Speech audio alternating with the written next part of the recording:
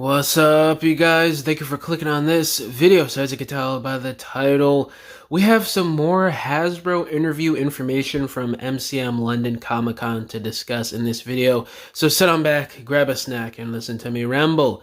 So this is an interview that was done with TF Wiki community with Evan over at Hasbro at MCM London a few days ago. And they talked about a lot of stuff, you know, some information about Evan himself and information about production on Transformers and, you know, just a ton of information that's in this article. But what I'm going to pinpoint in this specific video is figures that they talked about making for Hasbro Transformers product in the future. So let's get down to these bullet points here. So the first one says, I was witness to a surprising amount of talk about Brazilian minibot redecos. Now I have heard about these Brazil G1 repaints from back in the day. I'm not too well versed in those. I did watch like a TJ Omega video on it, you know, a few years ago, and you know I did some research on TF Wiki a few years ago, but I'm no expert in this, but that would be pretty cool to see. I'm sure there's a lot of wacky, you know, deep cut redecos that they could do for this, which would be kind of cool to see. Second bullet point here is, not claiming to be above it, I personally relayed a slipstream. It should be a straight SS86 Seeker redeco. Basically, no new tooling except maybe the face suggestion. Evan was mildly taken aback but wasn't opposed. The team had already internally recognized the desire for slipstream wasn't satisfied by the Legacy United Deluxe figure. Huh, that's interesting that he was taken aback by that suggestion. I think it's universally accepted that slipstream is, well, I don't know. I mean, now that I think about it, I don't know. You know, I would like it if they did a more female sculpt for her, but then I would also like it if they did, you know, just a straight Seeker repaint with a new head sculpt for her. But honestly, the more that I think about it, especially, you know, with her being from animated and that sleek sort of female design, I would prefer if they made a new mold for her that's a bit more oriented towards Slipstream being a female. I just think that would work better for her as a character, but I wouldn't mind seeing a Seeker repaint either from the new 86 mold. Next one here is, he's definitely wanting to do more War for Cybertron / SS86 compatible cassettes. They're very popular. Evan was surprised Nate had mentioned the original concept art Scorpion tape patent for the 1986 product assortment as being on Evan's shortlist.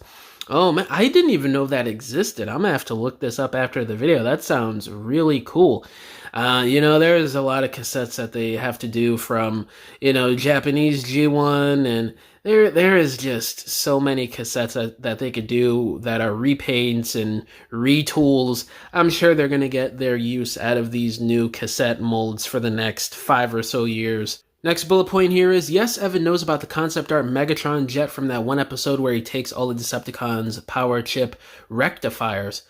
Oh man, that would be cool to see. I mean, I honestly haven't thought about this in a long time, but anytime we get Megatron as a jet, that is just badass, man. Like coming from somebody who was into the Unicron trilogy and the Bayverse back in the day, that is something I really want to see. Now, this next bullet point here is pretty crazy that I'm going to read. They're aware of desire for Nightbeat, but didn't realize the design overlap with ENERGON Hotshot. In similar nature, there was dawning recognition when it was also pointed out that ENERGON Megatron's deco and maybe alt mode at a glance took significant inspiration from the Pretender Thunderwing. Evan remarked that most people who ask about ENERGON tend to focus on Optimus Prime and his accessories. That is probably one of the craziest bullet points I'm going to get into in this interview with this video. So he's basically flat out saying that if they do a Nightbeat, he's probably going to be a pre-tool or a retool for an ENERGON Hotshot. Y'all know me on the channel. Hotshot is one of the mascots of this channel, and I've been begging for more ENERGON representation in modern generations for years now.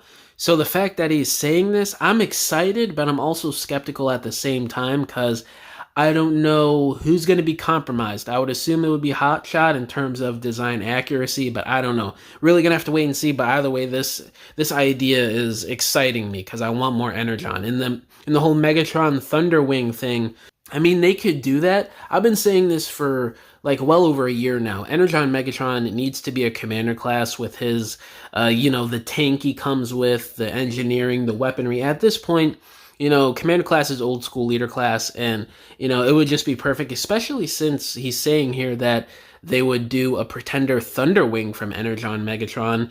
I am open to, that being the commander class, and then as a generation selects, we get a repainted and retooled version of Energon Megatron from Thunderwing. I could see them doing that. I don't know what would be compromised. I don't know how good that would turn out, but it does sound like something that could be promising. And this next bullet point here is if they do more pretenders, they'll follow the example of Micronus Prime and the Apex armor. I really want to see, actual traditional pretenders get done in the modern age. I think they've been really neglecting that side of G1. And, this is good news to hear. This is a great update because the last few years, since we've been getting those legacy pretender updates that didn't have, the shells with them, they've been going back and forth on how they would handle it. So this is a really nice and positive update here. So hopefully going forward, we get more, faithful representations of the G1 pretenders because they deserve it. There's some really wacky and just good designs from that era. The next bullet point here is something that I've actually been talking about for a few videos now the last couple days. The throttle bots are clearly the next frontier after completing the mini-bots. Other interviews made it clear that alternate heads for many of them are baked into the SS-86 Bumblebee tooling. Yep, I've been talking about this in previous interviews from Toys R Us, and there was another channel that mentioned it in an interview a few days ago that I covered here on the channel. So I'm really excited for this. The throttle bots, we've been needing these redos for a long time now. I think the only one we got was Goldbug in the Thrilling 30, and I think we got Chase in one of the Prime Wars trilogy lines, so it would be really nice to see the throttle bots get completed at some point down the line. Who knows, it could be like 2032 by the time they get to that. Next bullet point here is, yes, Armada Optimus needs a new pair of pants.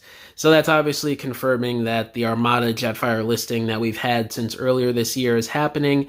That's been basically confirmed that we're getting Jetfire, so I'm really excited to see that. Next bullet point here is, let's just say you don't have to worry about Alpha Bravo. So Evan is, basically outright saying it without saying it that we are getting a new Alpha Bravo, which is quite exciting to say the least.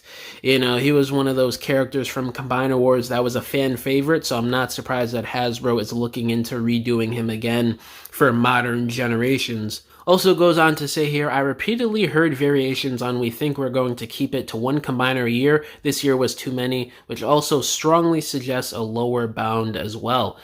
Yeah, I covered this a few days ago as well, that they are sticking to one combiner a year, which does seem, they're stretching things along and trying to make you wait to get the most money out of you and squeeze it out every year.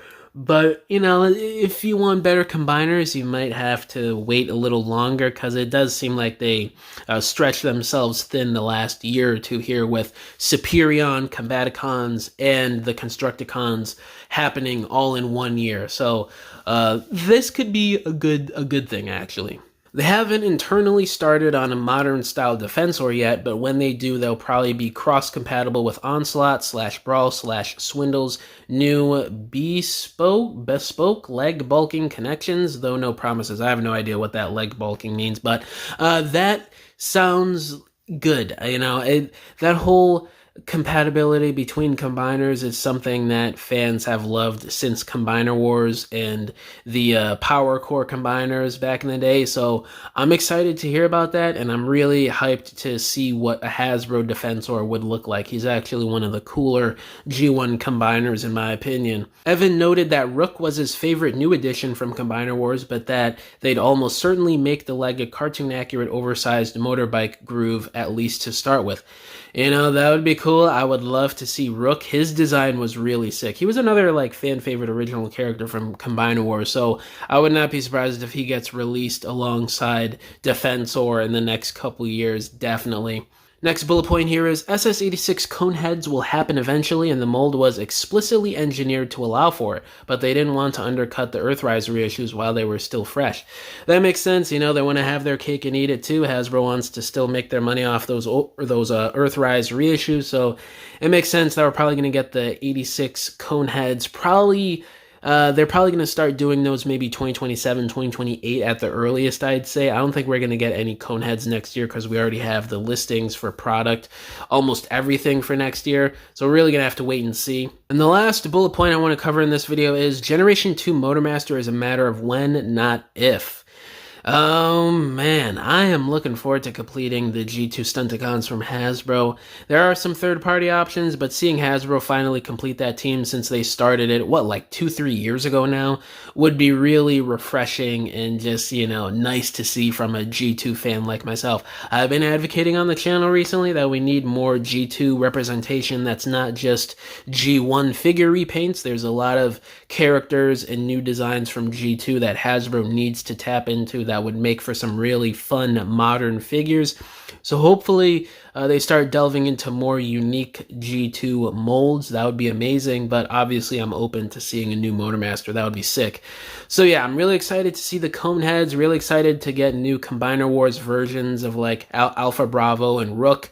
Throttle bots are awesome, but my main attraction here from all this information here is us getting a new Slipstream, Hasbro recognizing that the Legacy United one wasn't that great, and this whole using the Nightbeat to make an Energon hotshot. It sounds a bit crazy, but I think it could work. There are a lot of design similarities to them. And also the Energon, Megatron, and Thunderwing connection. I do see it in terms of the colors and some design cues. I would not be surprised at all if they went this route. You know, Energon, they don't seem to be too hyped to do it in the modern era, so they might want to take some budget cuts and some design cuts into making them into other characters so the molds are a bit more financially lucrative to them. That's probably what they're thinking of, which I understand, but y'all are totally underrating Energon. There are so many people in the fandom that just want brand new molds, as accurate as possible, new Energon figures. So hopefully whatever happens and whatever Evan is getting at here with these connections between Hotshot and Nightbeat and Megatron and Thunderwing, that these are actually good releases and not as bad as that Legacy Vector Prime. Because I could see it going in terms of them doing, you know, SS86 Blur from DevCon in terms of genius retooling, but it could also go from G-Axis to Vector Prime in terms of horrible retooling. So honestly, we're going to have to wait and see. A lot of interesting info here about potential new figures in the next few years. Really excited. Let me know down below, guys, which pieces of info from this interview are you most excited to see for figures in the coming years. And yeah, guys, thank you for watching this video. Catch y'all in the next one. Bye.